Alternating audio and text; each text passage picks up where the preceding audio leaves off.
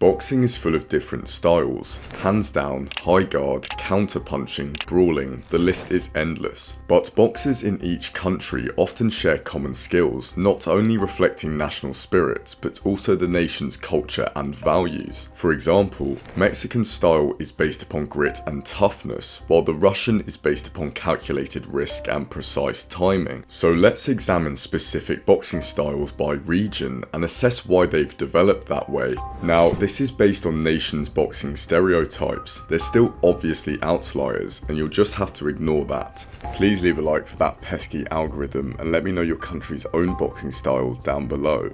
Mexican fighters tend to be master brawlers, sitting in the pocket and trading destructive short-range blows like hooks and uppercuts. They fight on the front foot, exerting pressure upon their opponent while deploying painful body shots to great effect. The footwork can be unconventional, with boxers crossing their feet and stumbling forwards, yet it often unsettles more orthodox practitioners. They are well accustomed to the take 2 for 1 approach, meaning they aren't afraid to get hit if it means landing an even harder punch straight after. But why fights like this? Well, Mexico lacks a strong amateur or Olympic program, meaning its boxers turn pro early. Julio Cesar Chavez was 17, while Canelo was just 15. They aren't trained for amateur point scoring, like jabbing and moving. They are crafted to be explosive and are shaped to wear down their opponent before knocking them out. A combination of consistent hard sparring and the need to sell tickets teaches pressure fighting. Mexican fans are known to boo if a fight slows or shows a lack of intensity, so its boxers are pressured to entertain.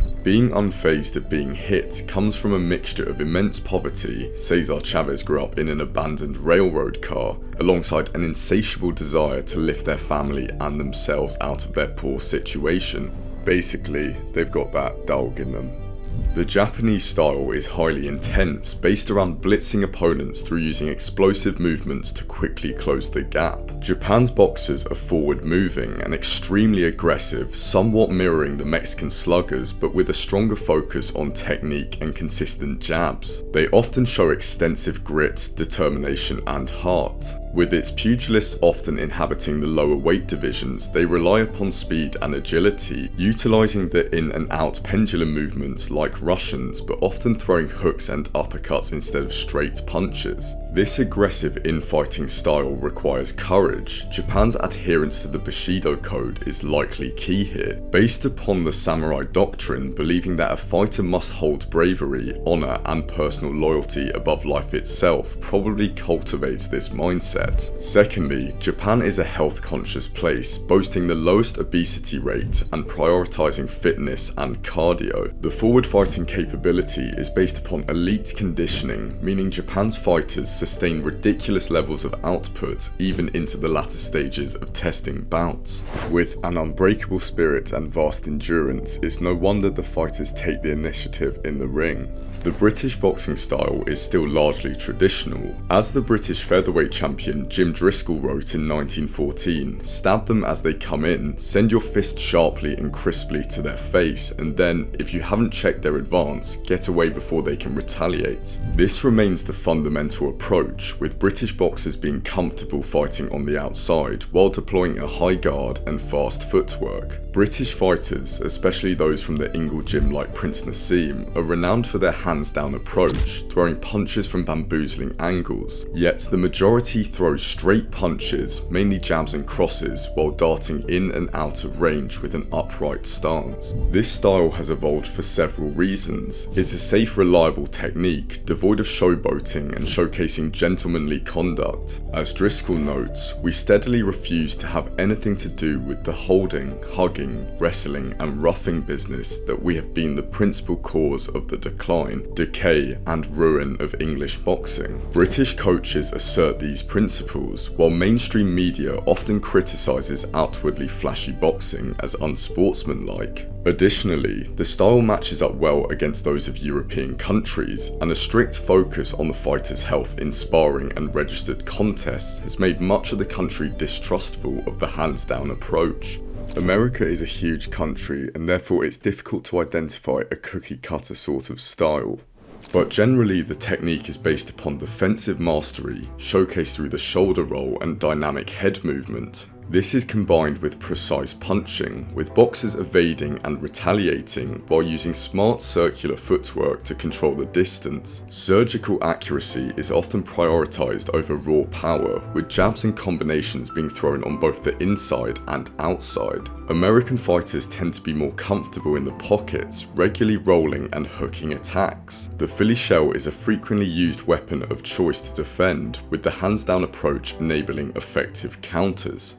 US boxers' ability to operate in the pocket can be traced back years. Driscoll highlighted America's renowned infighting capabilities in the early 19th century, while the country's proximity to Mexico and exposure to the intense fighting style likely further refined the need to develop slick defensive skills. Having read books like Liebling's The Sweet Science, I get the impression that Americans have also valued flashy athleticism and risk-taking in the ring, with boxers feeling compelled to entertain in order to progress. By sitting in the pocket and engaging, they are more likely to gain recognition and respect, leading to more paydays. Additionally, at boxing gyms like Mayweather's and Kronk, the sparring tends to be intense and testing, explaining the defensive mastery.